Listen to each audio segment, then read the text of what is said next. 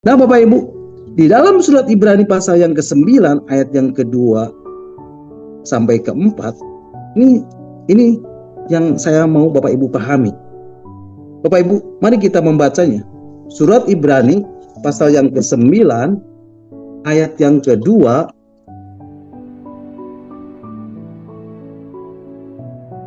sampai ke-4.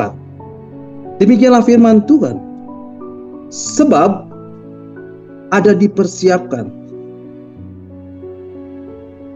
suatu kemah, yaitu bagian yang paling depan, dan di situ terdapat kaki dian dan meja dengan roti sajian. Bagian ini disebut tempat yang kudus. Kemudian di ayat yang ketiga, Bapak Ibu perhatikan, di belakang tirai yang kedua terdapat suatu kemah lagi yang disebut tempat yang maha kudus. Di situ terdapat mezbah pembakaran ukupan dari emas dan tabut perjanjian yang seluruhnya disalut dengan emas.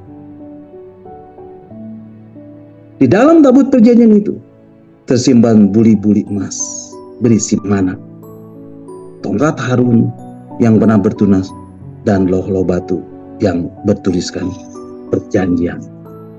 Nah Bapak Ibu perhatikan, mezbah pembakaran ukupan atau mezbah dupa ini adalah gambaran dari penyembahan dan doa-doa kita yang kita naikkan sebagai orang benar. Dan ini sudah tidak ada lagi di ruang kudus, tapi sudah dibawa masuk ke ruang maha kudus. Jadi Bapak Ibu, dari situ saya mau memberi penegasan. Ketika Bapak Ibu terus membangun penyembahan dan doa dalam kehidupan Bapak Ibu sehari-hari, 1 jam sekali setiap hari, mungkin Bapak Ibu berkata, wah Pak, apa itu nggak repot? Apa itu nggak sulit? Dan rasanya itu sesuatu yang kenyataannya terlalu berlebihan, terlalu ekstrim, karena kita masih punya aktivitas hidup sehari-hari. Bapak Ibu, malam hari ini saya mau tegaskan buat Bapak Ibu, kalau Bapak Ibu tidak pernah mempraktekannya dan menjadikan habit, menjadikannya kebiasaan di dalam hidup Bapak Ibu, bagaimana Bapak Ibu bisa berkata bahwa itu berkelebihan? Karena ingat Bapak Ibu, di dalam prinsip kerajaan surga, ketika Bapak Ibu diselamatkan, Bapak Ibu mengalami kelahiran baru, dan Bapak Ibu menjadi ciptaan baru.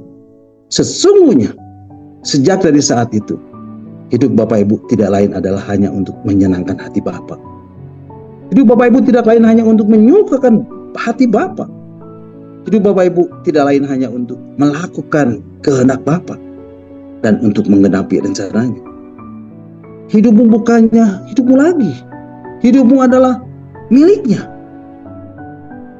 Dan karenanya Tuhan menghendaki kita untuk terus menyembah dan terus menyelaraskan diri dengan frekuensi surga.